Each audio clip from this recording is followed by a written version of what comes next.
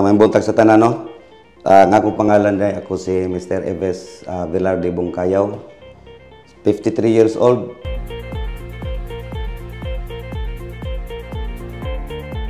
Sa kuan lugar nako isip usa ka previously DRRM o daghan-daghan ang mga butang nga ako nakita labaw sa tanan kining gitawag nato nga life saving.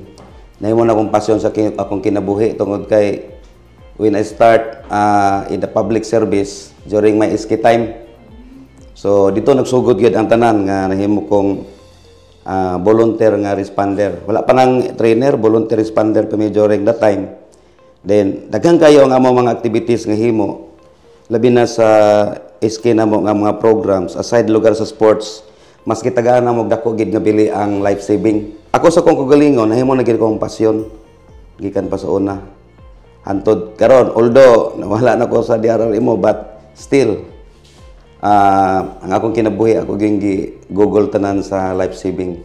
Actually wala man gid ingon nga na-detach sa DRRM kay gani sige pa manggali ko kandak mga training especially sa kiniang kuan mga private sector nga kuan mga companies labi na diri sa MUA or even Iligan City or other municipalities adjacent lugar sa munisipyo nga gaabot pa namo sa MUA lugar nga kini ang sa tawag ani mga trainings sa mga request nga gihatag na padayon gyapon wala man sa mundang.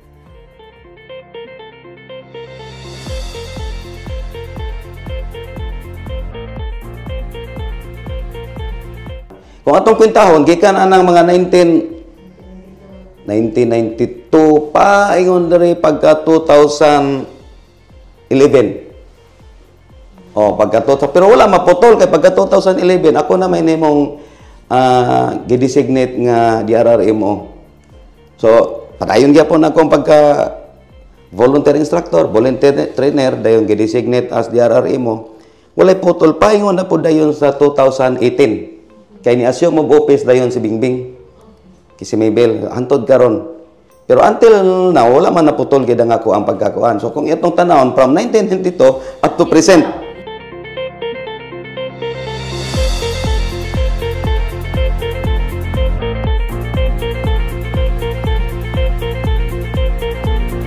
Okay, ang di ginako malimtan, ma'am. Ang pinakabutang gid nga lisod ginamo kalimtan katong nag-respond mi og tigulang man siguro to, lalaki. Wag nahulog sa sulubi niya. Nahulog sa sulubi. O niya, kinilagay usahay sa una manggod. Minus ang kanabitaw ignonta, mga transport vehicle, mga ambulance, minus. So, pangita na lang, mapara na mo, sikat ka na mo. Di ko kalimot yun. Pick up ang mong gikargahan. While nag-CPR ko, mga pila siguro ka kilometro gikan rin sa lugar, na-revive. Pag-revive karon kay nakasuka man na siya. Di siyempre, mo hatag na ko artificial ventilation, nag-mouth to mouth ko. Na kuan ako gamay ang sinuka. Sa pagkatinod lang kay dili gid dali mag-responder kay kana lang mag-CPR ka. It's not easy. Kapoy gyud.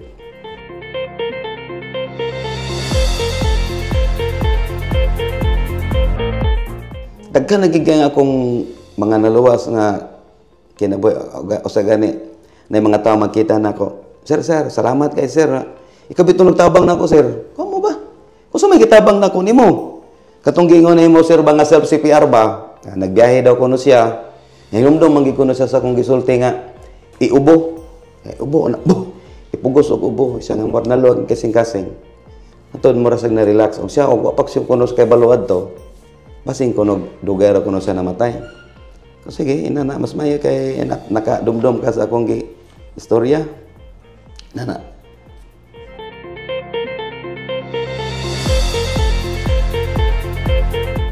Actually, pinakauna yun, doon ako certification sa Philippine Red Cross as una kining volunteer responder. So, nag-undergo ko basic life support, kining standard first aid. So, uban na din ha, kanang AED management, oxygen management, kanang epinephrine operation, kanang bitong para bitaan ng may mga anaphylactic shock, kanang grabe ka severe nga allergy. Inana dayon firefighting, dayon rough rescue, high and low angle rescue, dayon kining ni ang water rescue. Kana gid sila kay dili mo gud kay kanamo ma-consider nga kuan labi nagnasa mong grupo, dili kay namo ma-consider nga rescuer gyud ka unless dili ka mo undergo anang 5 ka klase nga trainings. Na mo nang gina-comply until such time niabot ang panahon gyud nga nag-volunteer instructor gyud mo to naka-undergo may og training sa instructor training course sa Philippine Red Cross. Duha man ni akong instructor training course nga certification. Isa sa Philippine Red Cross, ang isa kining sa AFR. International siya nga kuan nga credential sa UK.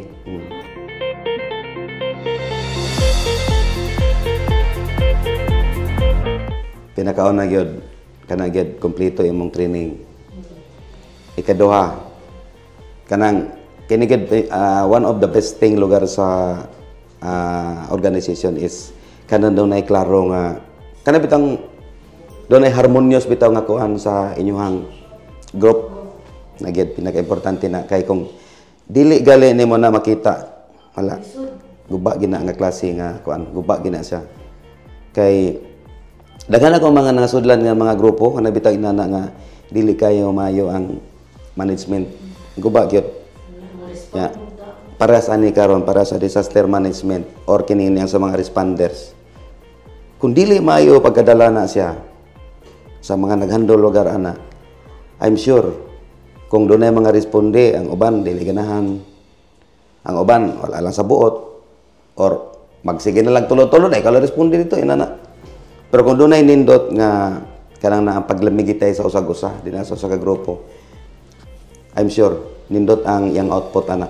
Sa ina nila siguro, sa tanang mga responders lugar sa Tibok Region 10, kinilang yun, ipabilin lagi nato atong pinakauna is discipline. Kanagyan, discipline a responder kay kung doon na ka-disiplina, of course, doon na kay gugma lugar sa imong oras. Doon na kay gugma sa imong isig katao. Doon na kay respeto. Tanang butang kung doon naman ko kay disiplina, God, mukuan mo God sa kinitibok-an bitaw nga, kana bitaw, gusto ni mo kabuton nga, excellent ang makuha lugar nimo sa being a responder, being a manager lugar sa responder, or a member lugar sa responder kay kung wala gi disiplina ako ginang naobserbahan gyud kining wala gi disiplina ang tao may pay dili na lang kamo join lugar sa group kay sa kasagara gid nako nakita gid mo gani balik-balikon nako di na ko mag-mention lain ninyo nga kuan sa kumakauban gawas lang lugar sa disiplina kay kung disiplinado ang tao tanan iyahang oras kabalo siya mo hatag siyang oras kabalo siya mo hatag sa gugma din sa mga kauban labaw tanan. Kung ang disiplina mo patigbabaw din na sa grupo, ang tanang butang nga imong gipangandoy para sa imong kauban, maka-achieve na tanan. So, our motto sa among lugar nga sa rescue lugahit mo na, saving lives is not an option. It is our commitment that others may live. Magina mo agad. So, muna, amo inong ginako sila. Kung nakita ni mo nga atong respondan kontra ni mo, kalimti nga kontra mo. Kalimti nga kontra mo. Kung muna imong silingan nga sige pangutang sa imuha nya mo itong respondihan, kalimti nga nangutang sa imuha. Commitment man nga to. So kung doon na kay disiplina, doon na po ang imong commitment. Everything will follow. Pag nalangit ang disiplina. Kana